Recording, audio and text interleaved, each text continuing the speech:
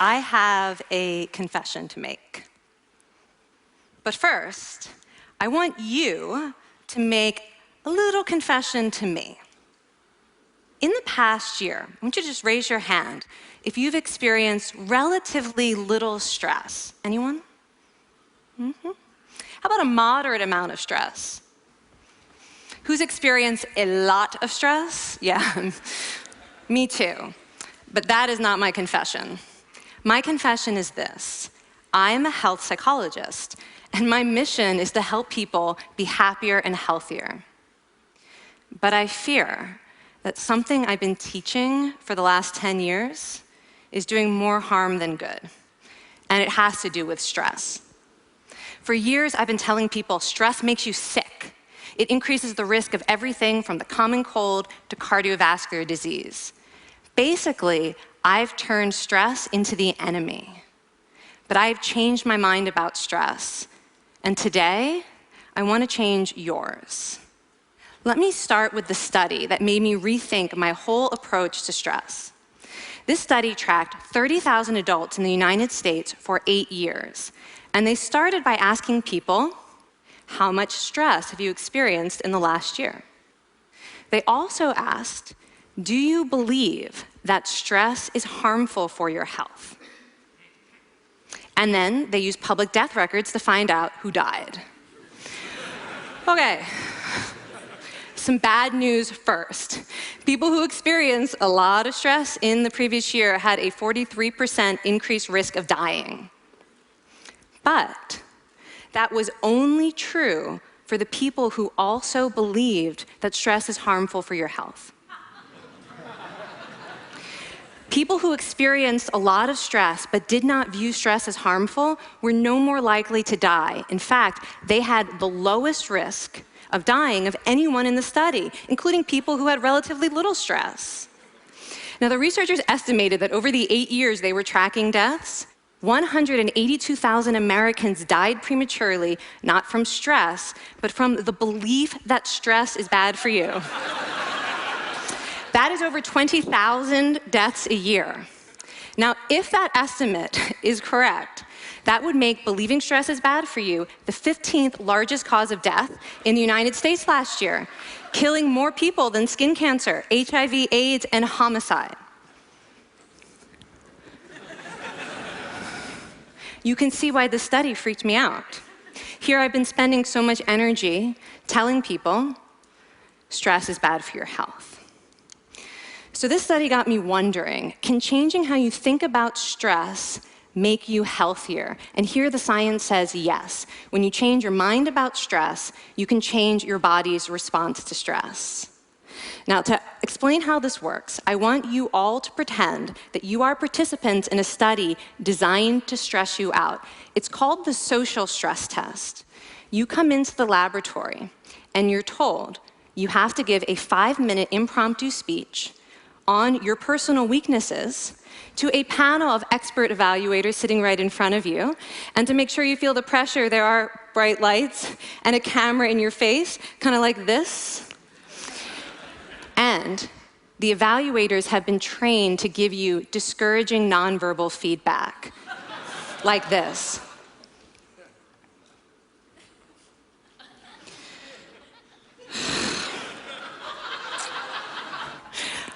Now that you're sufficiently demoralized, time for part 2, a math test. And unbeknownst to you, the experimenter has been trained to harass you during it. Now, we're going to all do this together. It's going to be fun. For me. Okay. I want you all to count backwards from 996 in increments of 7. You're going to do this out loud as fast as you can, starting with 996. Go. Go faster. Faster, please. You're going too slow. Stop, stop, stop, stop.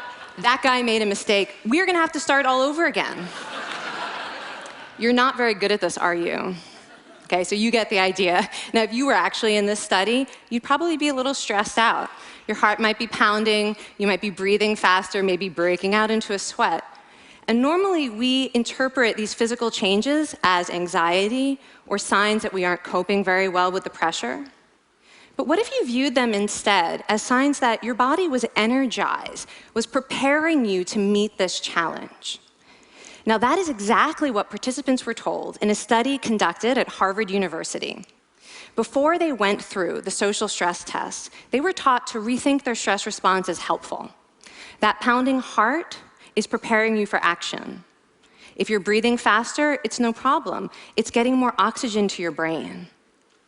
And participants who learned to view the stress response as helpful for their performance, well, they were less stressed out, less anxious, more confident.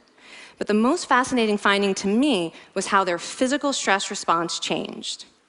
Now, in a typical stress response, your heart rate goes up and your blood vessels constrict like this. And this is one of the reasons that chronic stress is sometimes associated with cardiovascular disease. It's not really healthy to be in this state all the time. But in the study, when participants viewed their stress response as helpful, their blood vessels stayed relaxed like this. Their heart was still pounding, but this is a much healthier cardiovascular profile. It actually looks a lot like what happens in moments of joy and courage. Over a lifetime of stressful experiences, this one biological change could be the difference between a stress-induced heart attack at age 50 and living well into your 90s. And this is really what the new science of stress reveals, that how you think about stress matters. So my goal as a health psychologist has changed. I no longer want to get rid of your stress. I want to make you better at stress. And we just did a little intervention. If you raised your hand and said you'd had a lot of stress in the last year, we could have saved your life. Because hopefully the next time your heart is pounding from stress, you're going to remember this talk, and you're going to think to yourself, this is my body helping me rise to this challenge. And when you view stress in that way, your body believes you, and your stress response becomes healthier. Now, I said I have over a decade of demonizing stress to redeem myself from. So we are going to do one more intervention. I want to tell you about one of the most underappreciated aspects of the stress response. And the idea is this: stress makes you social. To understand this side of stress, we need to talk about a hormone, oxytocin. And I know oxytocin has already gotten as much hype as a hormone can get. It even has its own cute nickname, the cuddle hormone, because it's released when you hug someone. But this is a very small part of what oxytocin is involved in. Oxytocin is a neurohormone. It fine-tunes your brain's social instincts. It primes you to do things that strengthen close relationships. Oxytocin makes you crave physical contact with your friends and family. It enhances your empathy. It even makes you more willing to help and support the people you care about. Some people have even suggested we should snort oxytocin, right, to become more compassionate and caring. But here's what most people don't understand about oxytocin.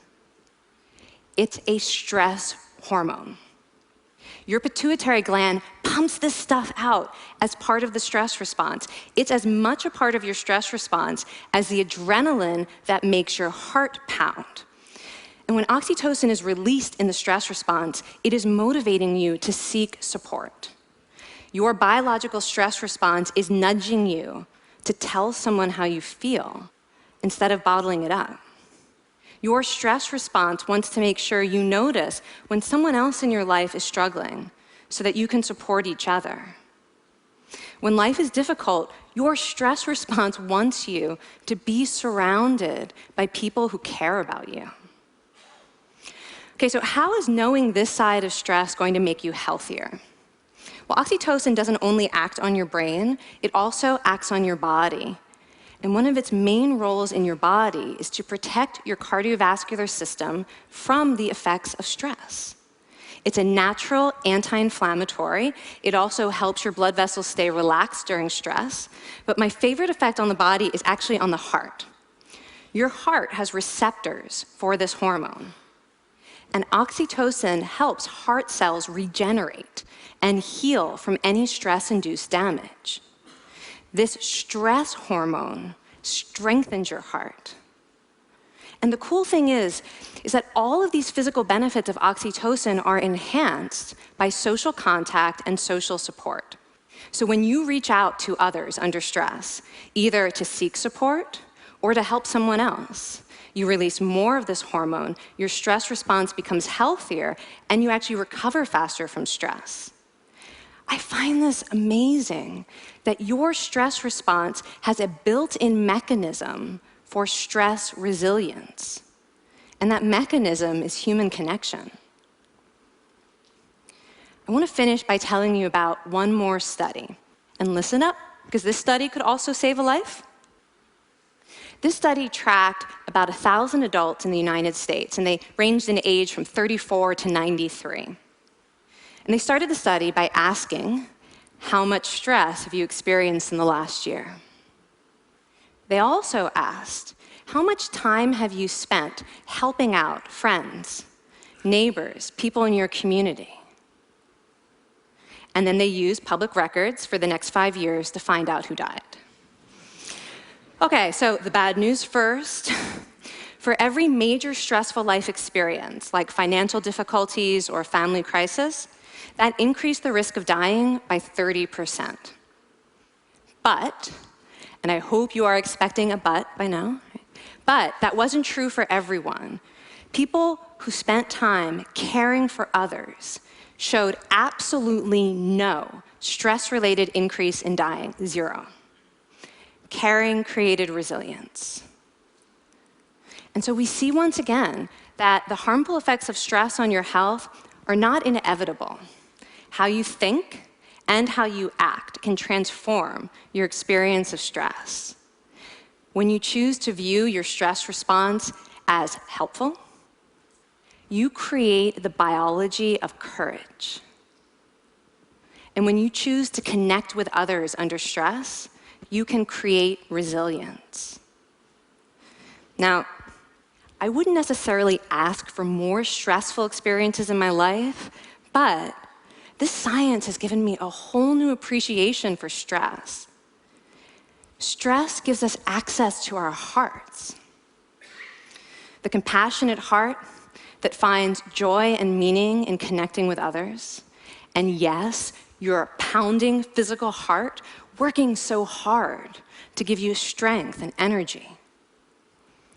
And when you choose to view stress in this way, you're not just getting better at stress, you're actually making a pretty profound statement. You're saying that you can trust yourself to handle life's challenges. And you're remembering that you don't have to face them alone. Thank you. Thank you.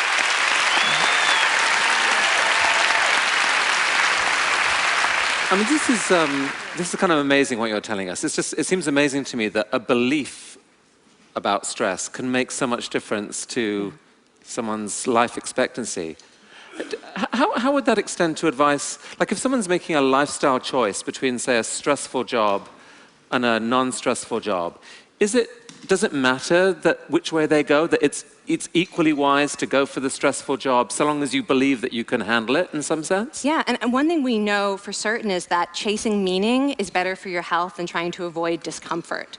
And so I would say that's really the best way to make decisions, is go after what it is that creates meaning in your life, and then trust yourself to handle the stress that follows. Thank you so much, Kelly. Thank you. It's really cool.